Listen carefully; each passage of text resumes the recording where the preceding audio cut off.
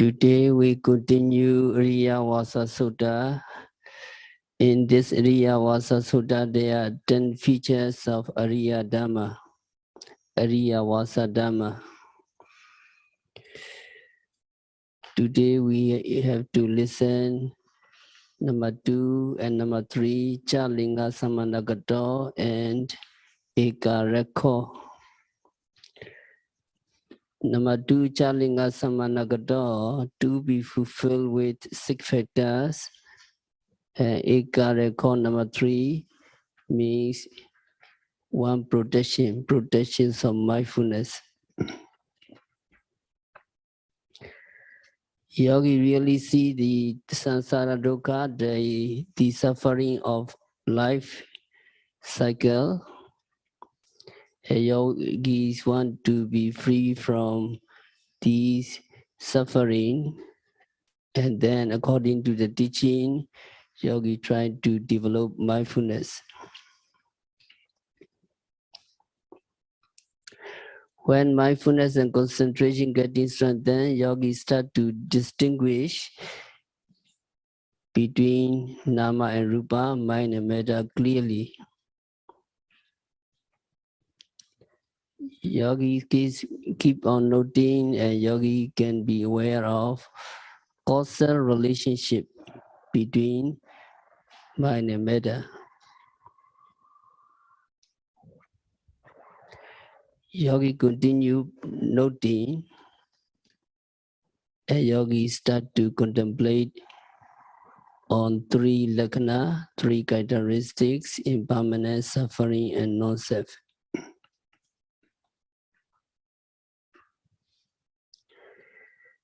When this insight knowledge, characterized by contemplations of impermanence, suffering, and non-self, mature enough, you will stop reflection on these phenomena, nature, and you just continue to be mindful. Then your mindfulness gain momentum, and you can clearly see Namarupa, psychophysical phenomena distinguishingly arising and vanishing every time you observe them. This signifies the insight knowledge into arising and vanishing, Udiyabhaya Jnana.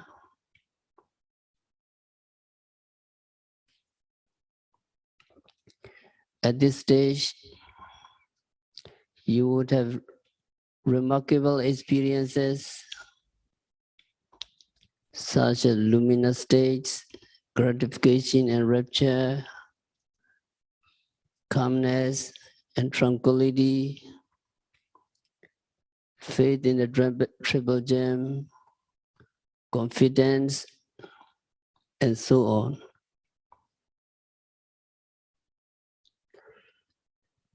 At this Udiyabhaya Jnana stage, you would feel so elated with joyful experiences that you may even mistake this insight knowledge for the experience of Nibbana.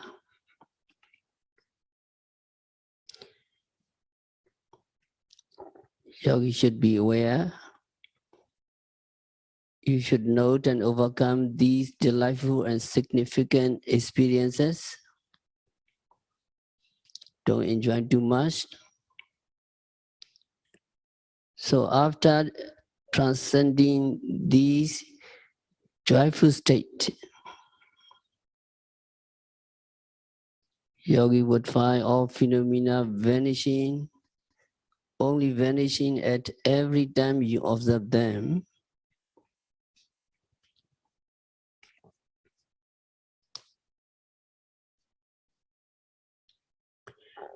Then, although you are observing the rising and falling, you will no longer see the shape or form of your abdomen and the entire body. And all you can see will be psychophysical phenomena. and their constant disappearance. You would even find out only the noted object and also the noting mind itself disappearing consecutively.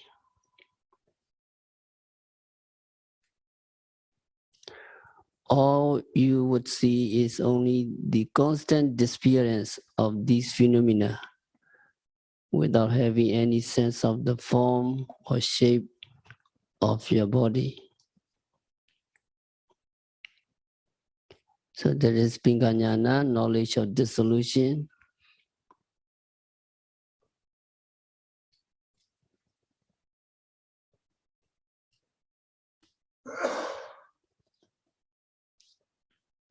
And then the constant disappearance of psychophysical phenomena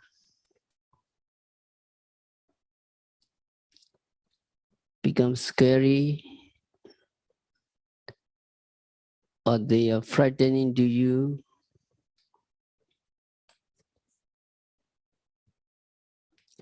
That means you develop the insight knowledge into their scary aspect. That is Bayanyana. And then you would develop the insight knowledge into their faulty aspect.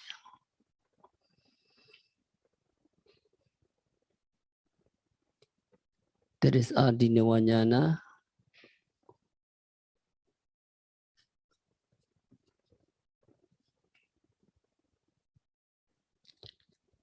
As a result, you would feel wearied with these phenomena, meaning you develop the insight knowledge into their disenchanting aspect. That is Nibbidanyana.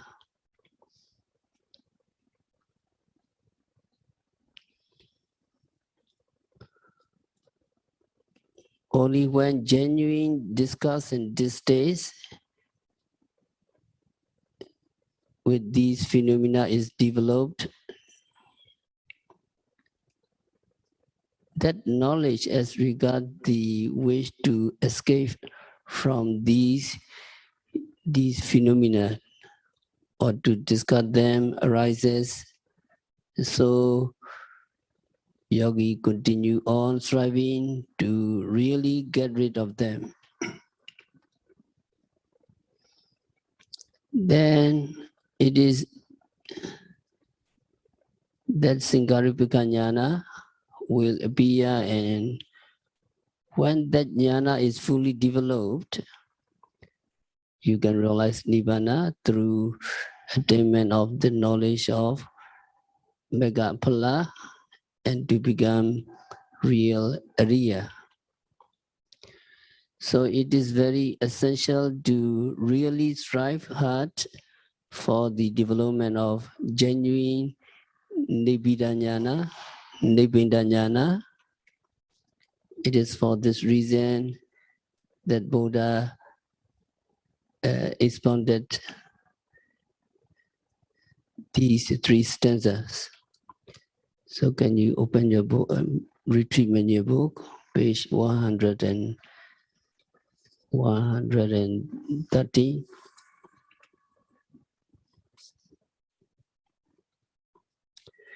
So regarding Nibbidanyana, Buddha expounded these three stanzas. Can you follow me? Sabbe Singhara Nijjati Yada Vinyaya Pasati Ata Nivendati Dokhe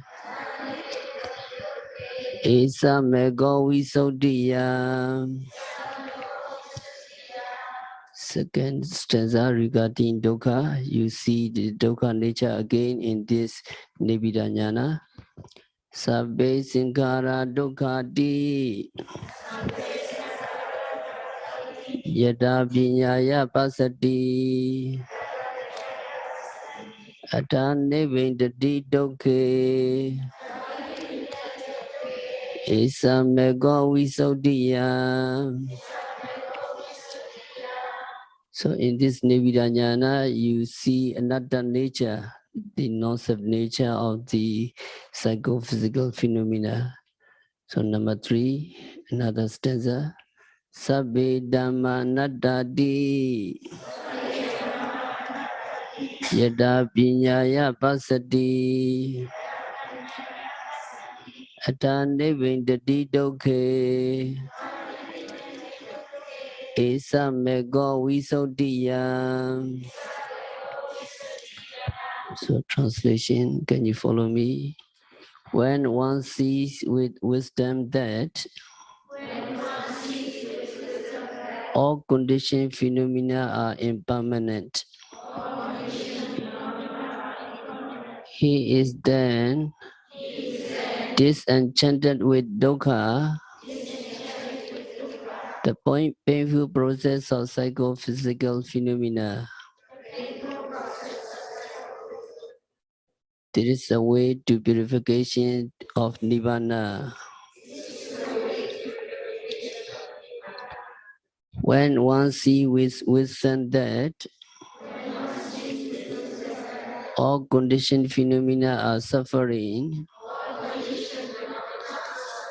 he is then disenchanted with dukkha, the painful process of psychophysical phenomena. There is a way to purification of nibbana. Another. When one sees with wisdom that all dhammas are not self, he is then disenchanted with dukkha, the painful process of psychophysical phenomena. There is a way to purification to nibbana. So sabbe sankara nature, sankara, so sankara means conditioned. All compounded things which arises as conditioned by karma, citta, udu, and ahara.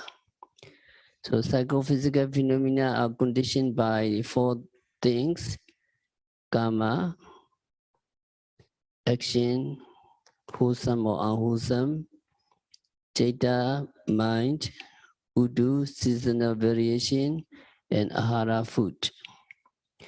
So these phenomena which arises as conditioned by these 4 things are transient nature. When yogi comprehend this truth by vipassana insight knowledge, then you get dissatisfied and disgusted with all the suffering, with all compounded things of mind and body process.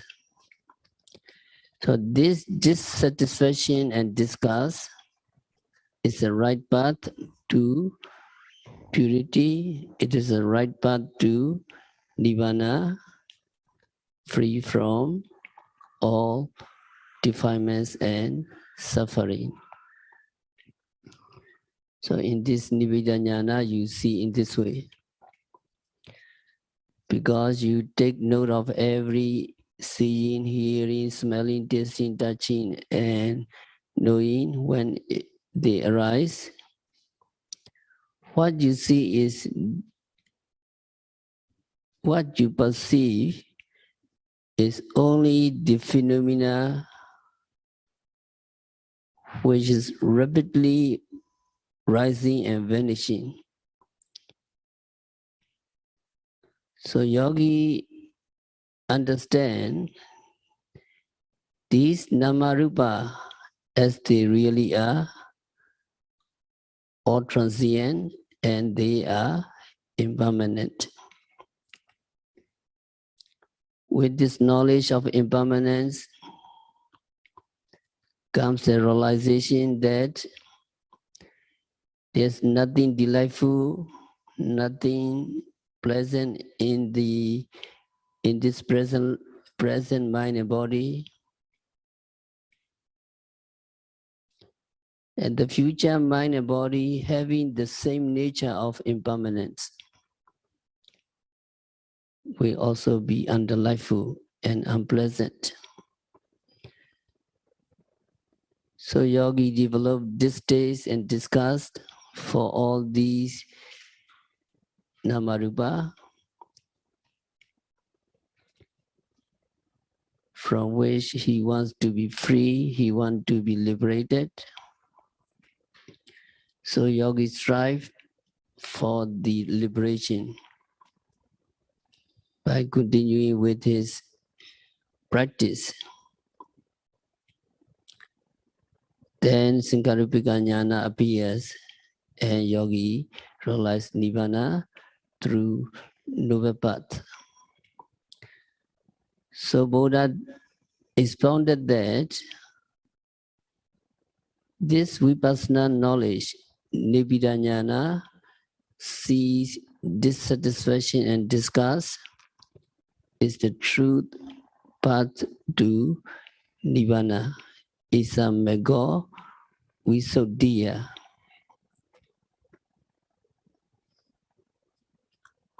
And regarding dukkha, Buddha said, Sabbe Sankara Dukkhati Yada Pinyaya Pasati Atane Vendati Dukkhe Isamego Visuddhiya. All compounded things, all psychophysical phenomena which arise as conditioned by karma, Chaita, mind, Udu, seasonal variation, and Ahara, food.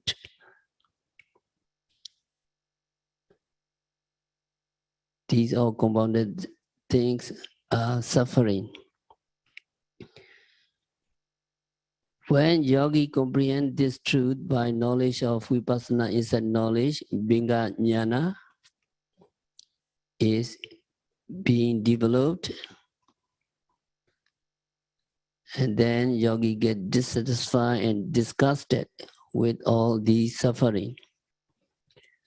So this dissatisfaction and disgust is the right path to purity, right path to Nibbana, free from all mental defilements and suffering. Yogi observed these, seeing, hearing, smelling continuously, and yogi perceived that all these namarupa, which manifest themselves at the moment of seeing, hearing, etc., are undergoing instant dissolution, and so they are transient.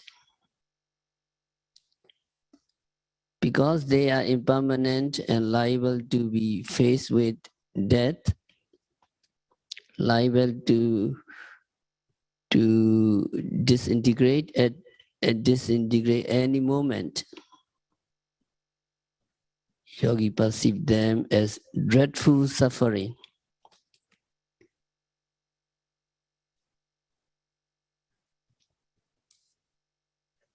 For some yogis, unpleasant sensation,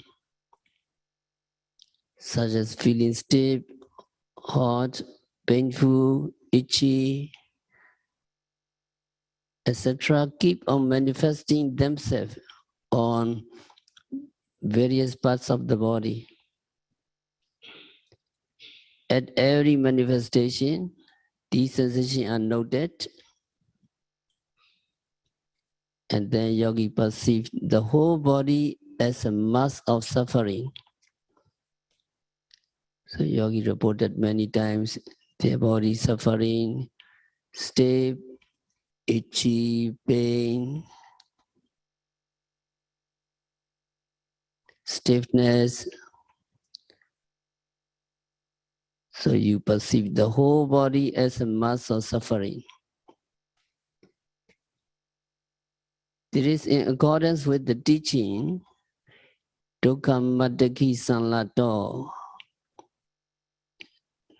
That Pali said that your vipassana insight knowledge perceive the body as a mass of suffering caused by piercing thorn or spikes.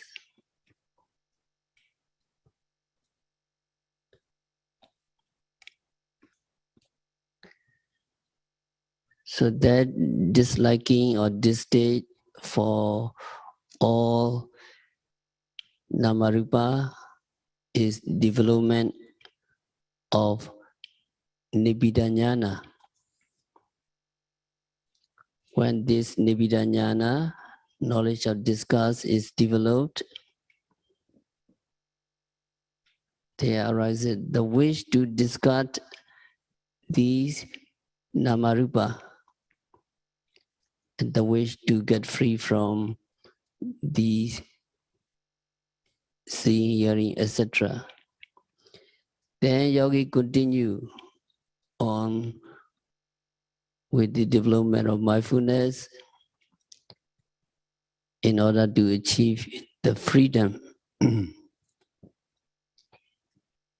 In time while endeavoring on, Sankaripika Jnana arises and yogi realize Nibbana by means of Megapala. So Buddha had described the Vipassana Jnana, Nibbida Jnana, as the path to Nibbana. The last one, Sabbe Dhamma Anattati Yada Vinyaya Pasati Ita Nibbindati Dukhe Esa Mego Visuddhiya. All mundane namarupa, all process of seeing, hearing, smelling, tasting, touching, and knowing are not self. They are not living entity. When yogi comprehends this truth by vipassana contemplation, when reaching the stage of Bhingajnana, knowledge of disgust, then yogi get dissatisfied and disgusted with all this suffering. So this satisfaction and disgust is the right path to purity. It is the right path to Nibbana, free from all mental defilements and suffering. Because the ordinary person believes the Namarupa represented by act of seeing, hearing, etc. to be self, they are living entity. They take delight in them and feel happy about them. But yogi see the suffering in this life, and yogi see in them only phenomena of continuous arising and perishing. And so yogi realize they are not self, they are mere process of phenomena. And then there arises the wish to discard them, to get free of them. And yogi continue on with the work of development of mindfulness in order to achieve the freedom. In time with endeavoring, while endeavoring on, Sankarupika Jnana arises.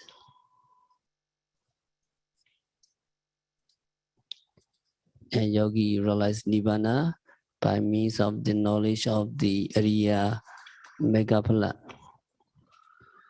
So Buddha described the Vipassana Jnana, which considers all sankhara of Namarupa as anatta, non-self, and is discussed with them. This Nibbida Jnana as the path to Nibbana.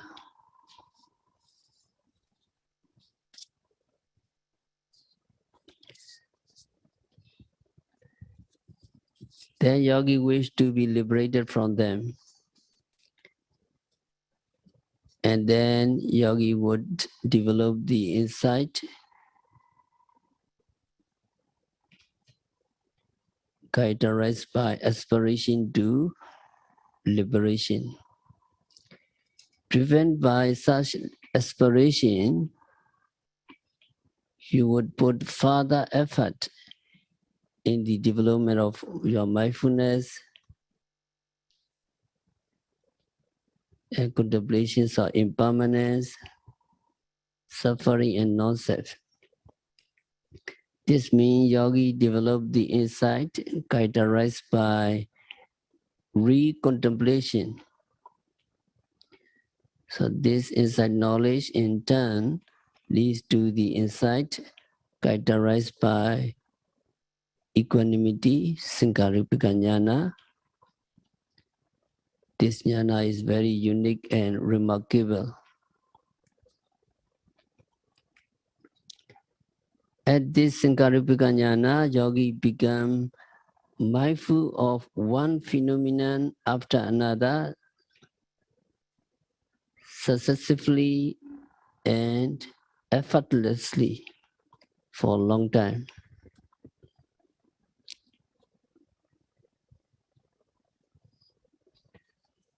With the emergence of Sankaripika Jnana, yogi is in possession of 6 attributes. Chalinga Samanagato. Now yogi understand that Chalinga Samanagato I have to be fulfilled with 6 factors. Now with your continuous mindfulness and right effort,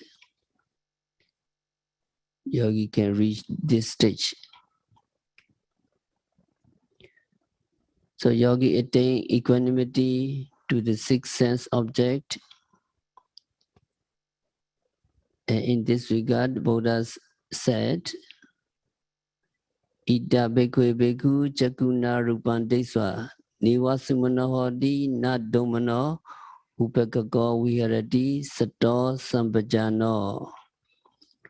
That means bhikkhus, a bhikkhu practitioner, after seeing an object with his eyes, is neither pleased nor displeased. He dwells tranquil, mindful, and understanding clearly. Here, we should pay special attention to the phrase desva, that means after having seen. Chakuna rupan desva, after having seen an object. You are praiseworthy if you do not arouse any negative emotion, if you do not arouse any mental defilements. Although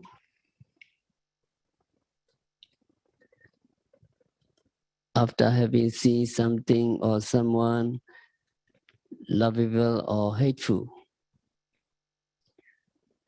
whereas it is not surprising that you arouse no negative emotion, you arouse no mental defilements regarding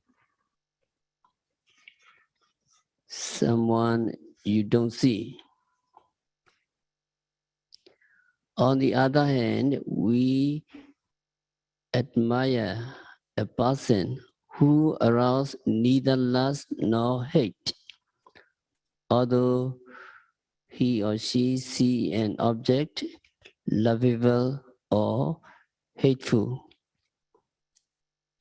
So we have to admire the kinds of person.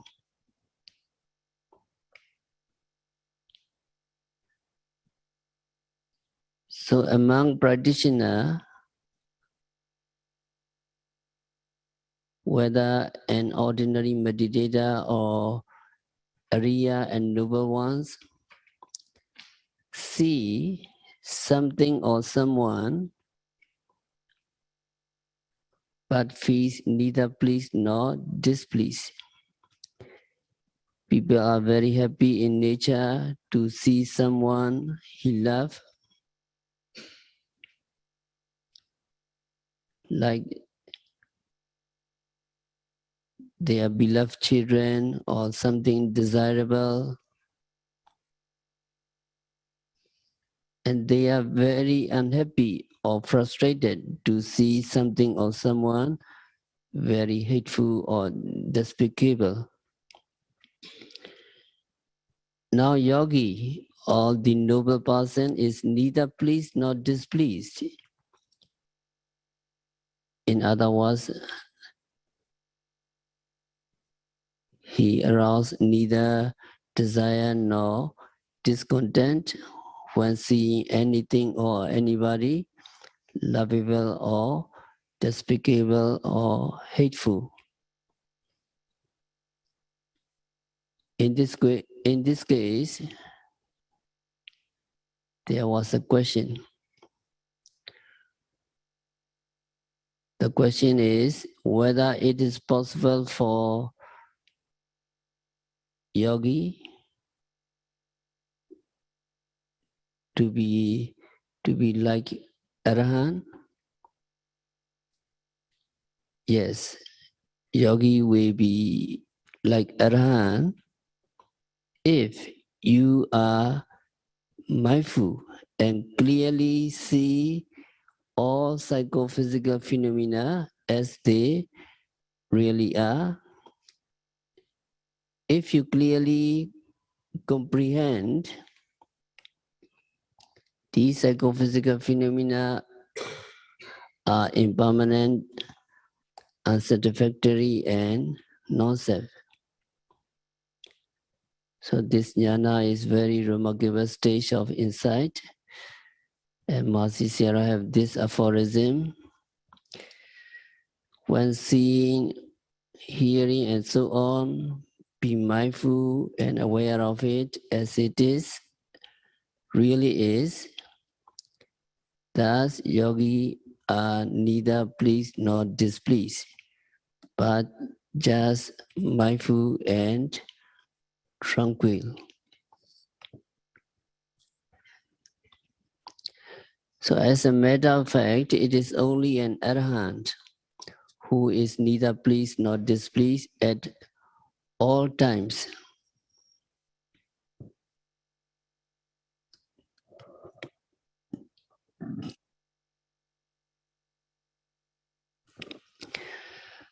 Arahant is just mindful and peaceful and never happy in terms of sensual desire, however desirable an object may be.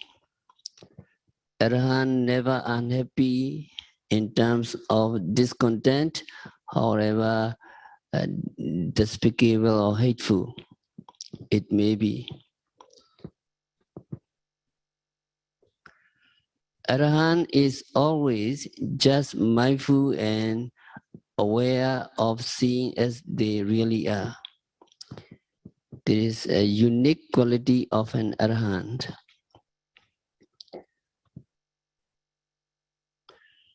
So a question here is, how can it be possible for yogis, serious yogi, to be peaceful like an Arahant is? In this regard, the commentary said that a Vipassana practitioner is capable of being as Arahant, Vipassako Tang Katong Sakoti, Vipassana practitioner is capable of being so. Of course, yogi can be assured of it by developing mindfulness and progressive insight knowledge, starting from the insight into mind and body, Namarupa Prajnana, till the insight knowledge characterized by equanimity, thoroughly and completely.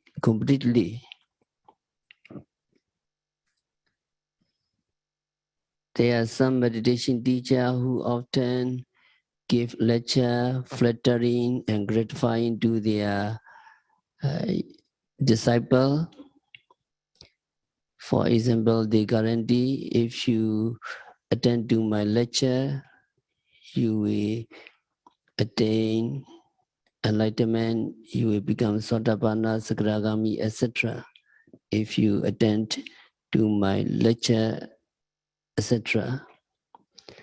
Of course, this is pure propaganda to win the confidence of his disciple. It is up to the yogi to examine himself or herself according to the progressive stages of vipassana insight. A yogi need to examine himself or herself according to the sermon of Dhammadasa, Dhamma mirror. In this way, yogi can be assured of whether he or she has attained this special, this spiritual level of Dhamma. It would be certainly a mistake if he were to regard himself as a Sotapanna simply on the authority of his teacher's verdict.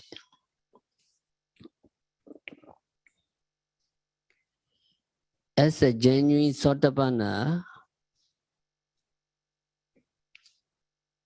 he or she will gain unwavering faith in the Buddha based on his empirical experience of Dhamma. Such faith is unshakable that you won't give it up even at the sacrifice of your life. It is one of what the Buddha called four Dhamma mirror, or criteria for assessing one's spiritual status. So Mahasi Sayadaw have this aphorism: having discerned the qualities of Buddha, he gains unshakable faith. As a Vipassana meditators, you will also empirically realize the qualities of Dhamma. As the Buddha pointed out, you realize now you are observing these Namarupa. Can you see Namarupa only? There is no person, no man, no woman, no individual, only Nama and Rupa. Sitting, standing, walking, seeing, hearing, you are observing continuously. You need to realize these Namarupa exist only. You have to realize these Namarupa that arise and vanish continuously. You have to realize they are all unsatisfactory and they are not safe. And in due course of time, yogi will also directly experience Nibbana through mega enlightenment. You need to directly experience Nibbana through mega fruition. So your own experience of Dhamma will surely reinforce your faith in the Buddha. If you see the Dhamma clearly, you strongly believe in the Buddha. Just like a man who is confident of his physician, because physician has effectively cured his disease. So if his sickness is cured, he believes that this physician is true one. And now you see the Dhamma clearly, and you clearly, strongly believe that Buddha is the true Buddha, true enlightened, fully enlightened one. At the same time, yogi will also gain the unshakable faith in the Sangha, the noble ones, who have been enlightened by following the same path as you are practicing. So the unshakable faith in the Buddha, unshakable faith in the Dhamma, unshakable faith in the Sangha, and flawless observance of 5 precepts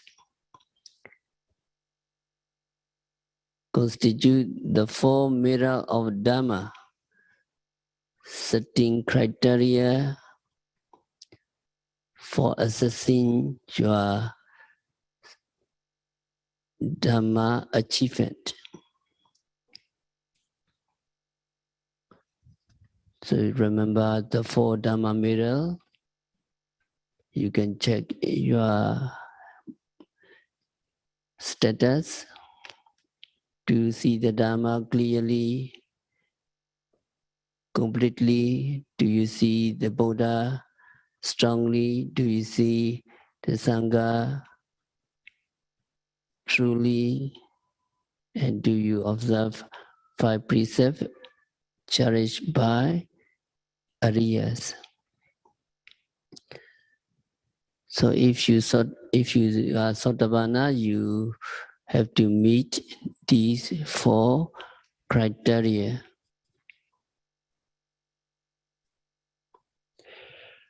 Regarding the 5 precepts,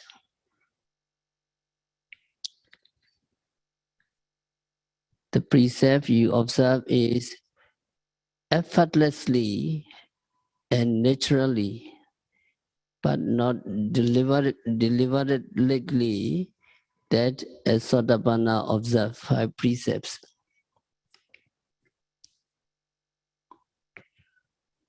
We mean yogi makes no deliberate effort to undertake 5 precepts because he or she never aroused strong mental defilements enough to commit these evil deeds, killing, stealing, sexual misconduct, daily lies, and taking intoxicant. 5 precepts. So it is important to check whether you are endowed with such effortless or natural observance of moral precepts.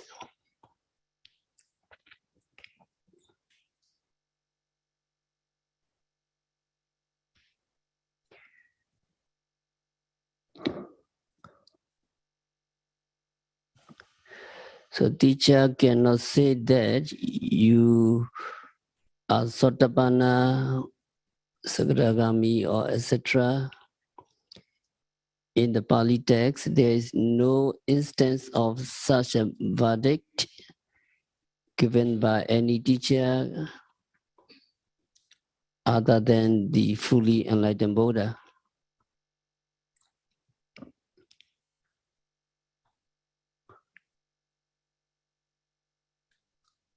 All arahants and all teachers, they never say they have no authority to say like this. So we have to consider the status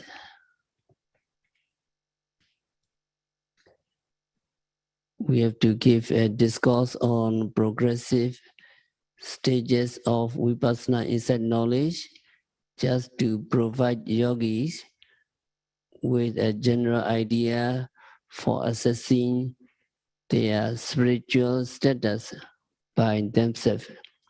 So you need to assess your Sotapanna status by yourself.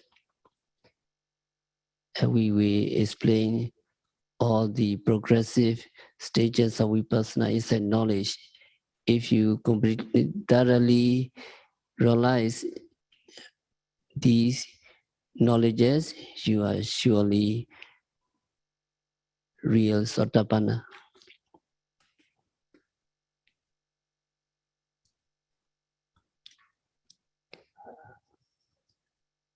So the sixth factor, equanimity, Chalingupika,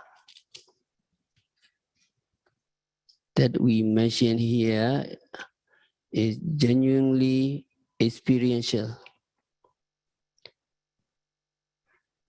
At the stage of Sankarupika Jnana, every time you see, you are aware of appearance and disappearance of phenomena. You are neither happy nor unhappy, or you are neither desirous nor discontent in response to any object you see, whether desirable or undesirable.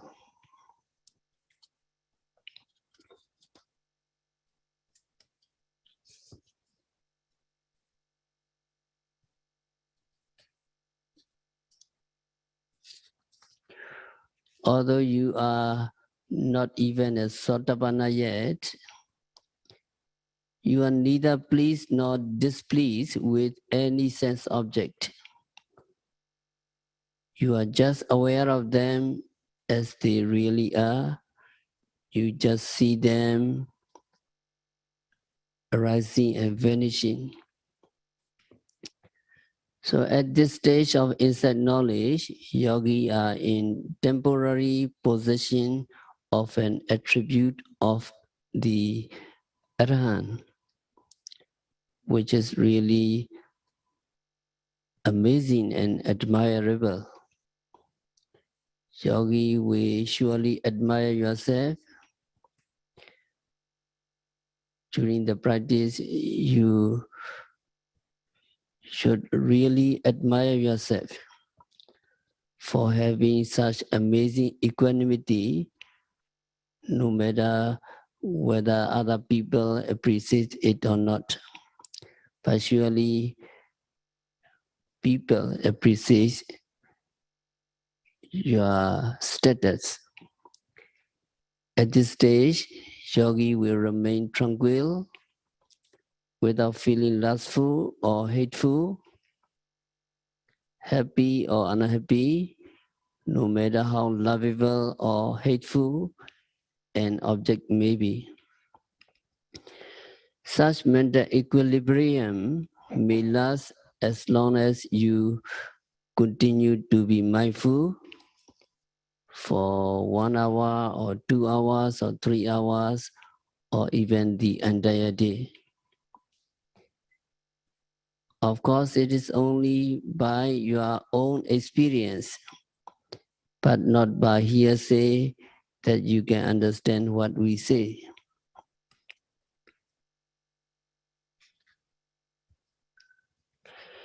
Actually, such equanimity is the chief attribute of an arahant.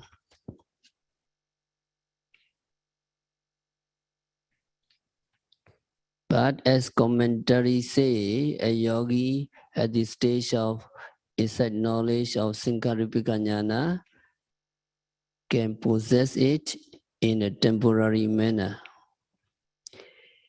If you want to examine how can it be possible for you to be tranquil like an arahant, yogi develop mindfulness up to this stage.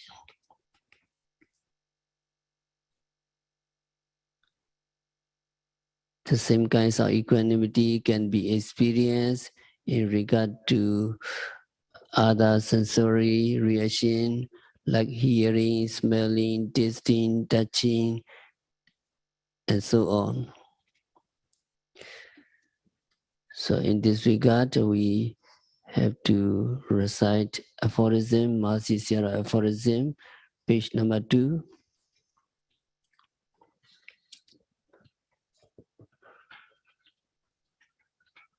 Chalinga Samanagado, yogi is endowed with the 6 factors.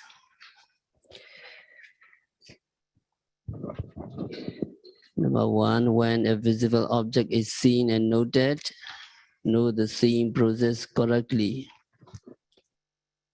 Now you are noting whenever you seeing, you see an visible object and you note very immediately. Seeing, and you capture the nama and rupa. Seeing is just the visible object and retina temporary appearing and disappearing very fast, immediately disappear. So that true nature, you realize you capture it.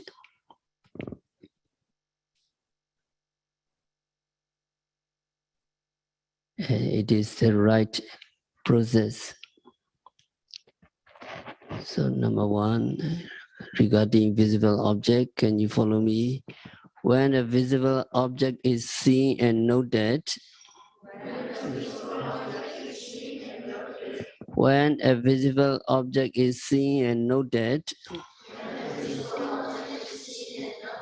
know the seeing process correctly. You see the seeing process, seeing consciousness and visible object and retina disappear immediately. The object is desirable or hateful. You are not elated or you do not depressed. Because disappearing very fast, so no time to be depressed, no time to be elated. You very equanimous because you are staying noting. Stay seeing is coming and noting is going on, and nothing to be elated, nothing to be depressed. So hearing, you note very skillfully whatever you hear the sound, you note as hearing, good news or bad news. Your noting is very strengthened, and good news or bad news, you are not elated and you are not depressed. Because you capture the phenomena very well. Hearing is the sound wave, eardrums, they appearing very quickly and immediately they disappear. Hearing consciousness, you capture it. Hearing consciousness also disappear.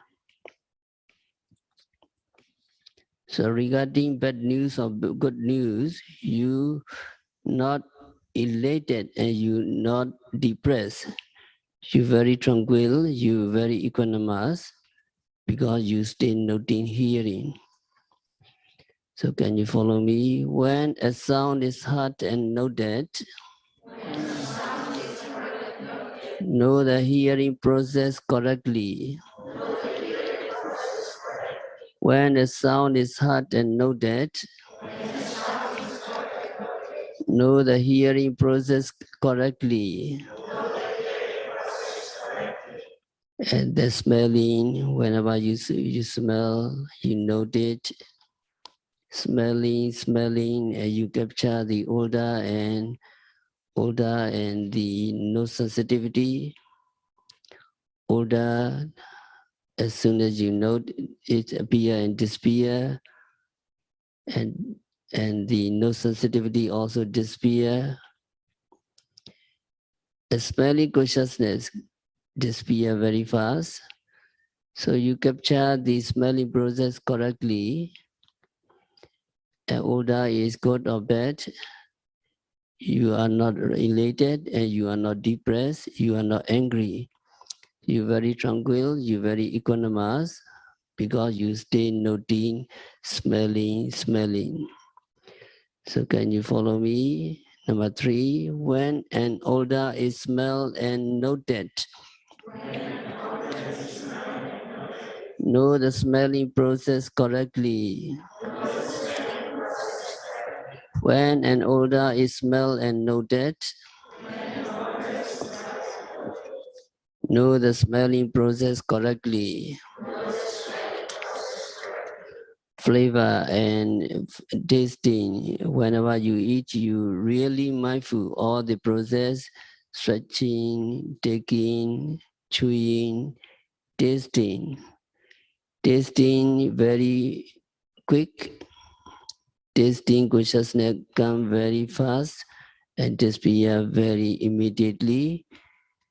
And when the taste is disappear, the tongue sensitivity also disappear, and tasting consciousness also disappear. So the food is delicious or not delicious, you are not elated or you are not depressed, you are not angry. You very calm and you very equanimous because you stay noting, tasting. So number 4, can you follow me? When a flavor is tasted and noted, know the tasting process correctly. When a flavor is tasted and noted, know the tasting process correctly. Number 5, touching. Touching sometimes very painful touching. Sometimes the touching is so pleasant. So when a touch is experienced, you note pain, touching, and then you capture this namarupa process very quickly, and painful sensation, painful process also disappear very fast, and touching consciousness also disappear very fast due to your continuous noting. Regarding good touch or bad touch, there is no elation or no depression or no anger at all. You become equanimous, you very tranquil because you stay noting, touching, pain, pleasant, etc. So touchings are very wide.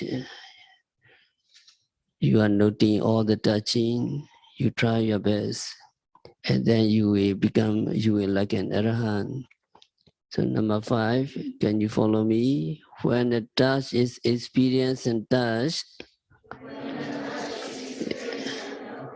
when the touch is experienced and noted, know the touching process correctly. Number 6, whenever thinking, Dhamma are very wide. So every thinking, sometime good thinking, Good thinking, sometimes story is very long, you not mindful. Story must be not very long. Story, when come, note quickly, thinking, planning, etc. And then when the mindfulness is developed, thinking process stop. So you capture the object, Namarupa, and thinking mind very correctly, they disappear very immediately. So regarding the Dharma object, regarding the thinking, etc., seeing, hearing, etc., you have no elation and you have no depression or anger. You become very equanimous and you become tranquil because you are still noting, thinking, seeing, hearing, etc. So number 6, can you follow me? When a Dharma object is experienced and noted, know the knowing process correctly. Do not be elated. Do not be depressed. Be equanimous. Why noting? Do not be elated. Do not be depressed. Be equanimous. Why noting? Yogi can be like an arahant when he or she is noting correctly. The yogi can be like an arahant when he or she is noting correctly.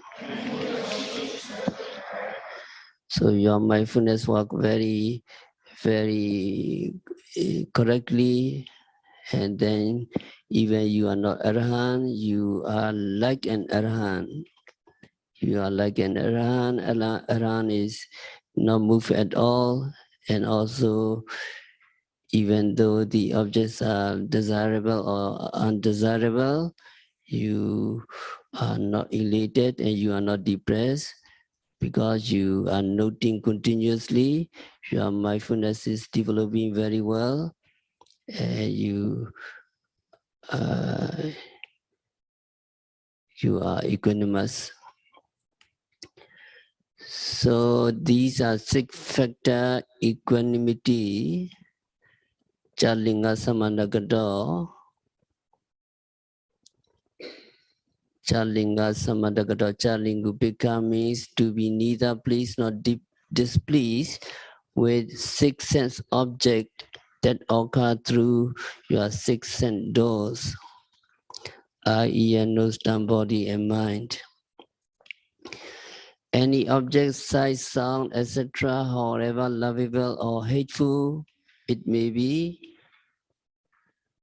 you do not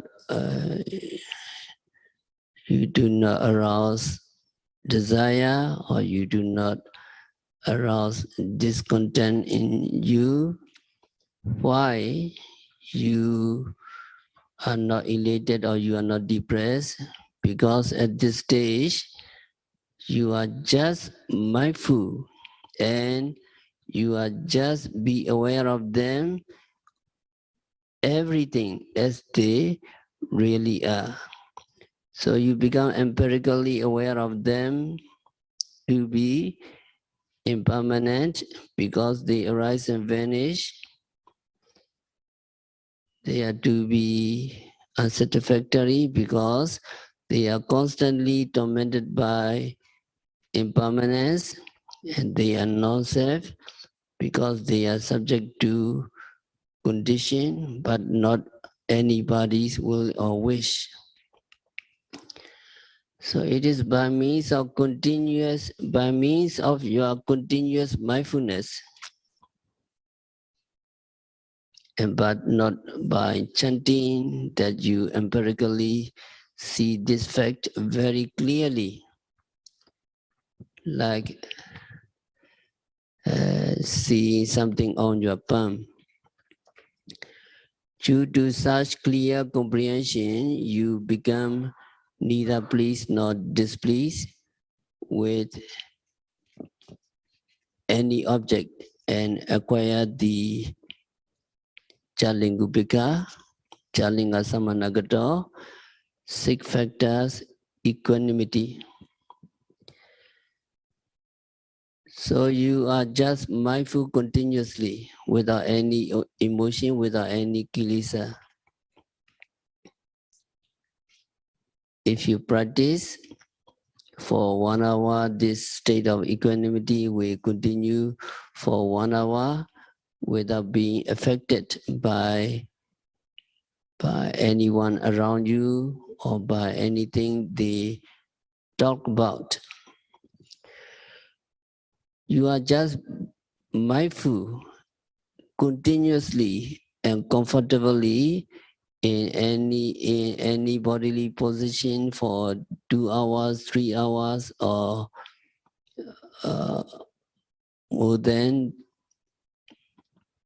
more hours straight without any unpleasant sensation.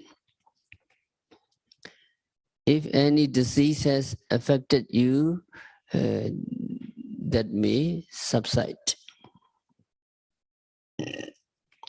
There are cases in which some yogis at this Sankarupika Jnana stage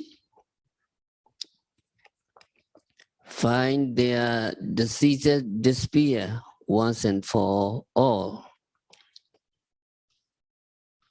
Indeed, such amazing equanimity is Arahant virtues, wealth, self-congratulation, as well as public admiration. It is really wonderful, and Arahant is fully endowed with this 6 factor equanimity, Chalingupika, and Vipassana practitioner can also experience that Chalingupika 6 factor equanimity when your mindfulness is developed up to Sankarupika Jnana. So yogi are taking every opportunity to experience this 6 factor equanimity by putting great effort in the development of mindfulness until you attain this stage of insight in this 2-month retreat. So we are delivering this discourse on behalf of the Buddha. The original teacher is the Buddha. We just delivered this sermon on behalf of the Buddha. That is all we can do for you. Even the Buddha cannot do anything other than teaching. So we ourselves have to practice to accomplish this Chalingupika 6-factor equanimity possessed by Arahant. So today is this number 2, Chalinga Samanagato. Yogi have to fulfill with 6 factors, Chalinga Samanagato. So other features we will continue tomorrow. We have to stop our discourse for today by practicing Satipatthana Vipassana meditation, by noting, rising, falling, sitting, touching, seeing, hearing, continuously and meticulously. May all yogis be liberated from all suffering. May all yogis dwell in the Ariyavasa, the abode of noble ones, gracefully. May all yogis realize the real peace in the very near future.